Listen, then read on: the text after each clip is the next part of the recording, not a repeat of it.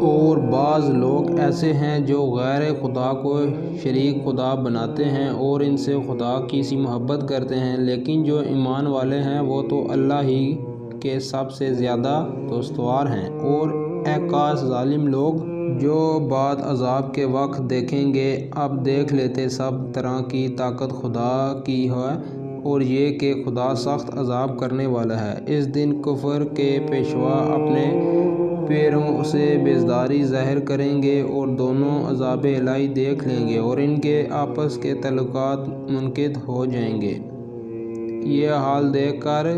پیروی کرنے والے حسرت سے کہیں گے کہ اے کاش ہمیں پھر دنیا میں جانا نصیب ہو تاکہ جس طرح یہ ہم سب بیزار ہو رہے ہیں اس طرح ہم بھی ان سے بیزار ہوں۔ اس طرح خدا ان کے اعمال انہیں حسرت بنا کر دکھائے گا اور وہ دوزخ سے نکال نہیں سکیں گے۔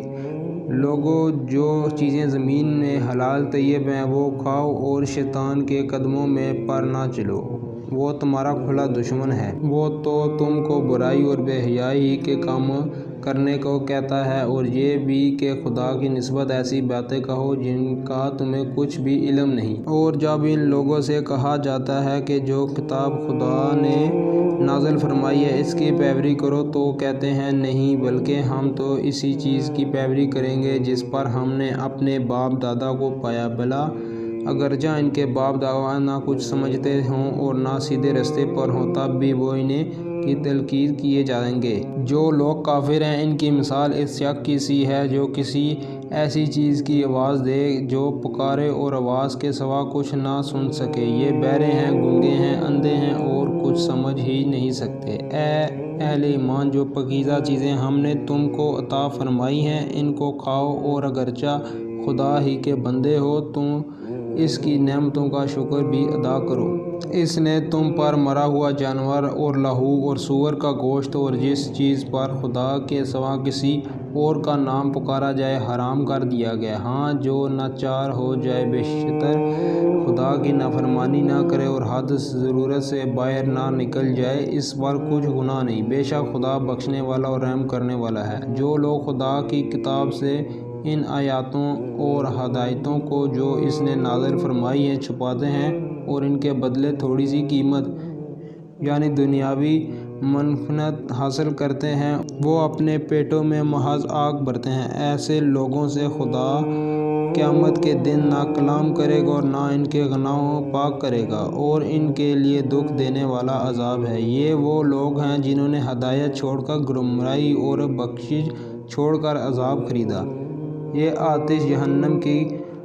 برداشت کرنے والے ہیں۔ یہ اس لیے کہ خدا کی کتاب سچائی کے ساتھ نازل فرمائی اور جن لوگوں نے اس کتاب میں اختلاف کیا وہ ضد میں آ کر نیکی سے دور ہو گئے۔ نیکی یہی نہیں کہ تم مشرق یا مغرب کو قبلہ سمجھ کر ان کی طرف منہ کر لو، بلکہ نیکی یہ ہے کہ لوگ خدا پر اور روز آخرت پر اور فرشتوں پر اور خدا کی کتاب اور پیغمبروں پر ایمان لائیں اور مال باوجود عزیز رکھنے کے رشتہ داروں اور یتیموں، محتاجوں اور مسافروں اور مانگنے والوں کو دیں اور گردنوں کے جھٹلانے پر خرچ کریں اور نماز پڑھیں اور زکوٰۃ دیں اور جب عہد کر لیں تو اس کو پورا کریں اور سختی اور تکلیف میں اور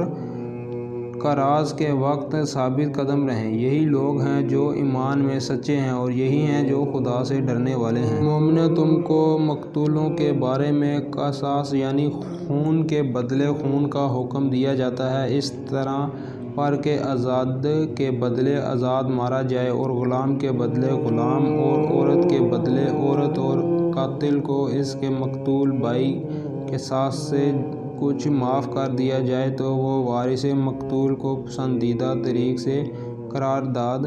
پیروی یعنی مطالبہ خون بہا کرنا اور قاتل کو خوشی کے ساتھ ادا کرنا چاہیے۔ یہ پروردگار کی طرف سے تمہارے لیے آسانی اور مہربانی ہے۔ جو اس کے بعد زیادتی کرے اس کے لیے دکھ کا عذاب ہے۔ اور اے اہل عقل، حکم کے ساتھ میں تمہاری زندگانی ہے کہ تم قتل سے بچو تم پر فرض کیا جاتا ہے کہ جب تم میں سے کسی کو موت کا وقت آ جائے تو اگر وہ کچھ مال چھوڑ جانے والا ہو تو ماں باپ اور رشتہ داروں کے لیے دستور کے مطابق وصیت کر جائے۔ خدا سے ڈرنے والوں پر یہ ایک حق ہے، جو شخص وصیت کو سننے کے بعد بدلے ڈالے تو اس کے بدلے کا گناہ انہی لوگوں پر ہے جو اس کے بدلے، اور بے شک خدا سنتا جانتا ہے۔ اگر کسی کو وصیت کرنے والے کی طرف سے کسی وارث کی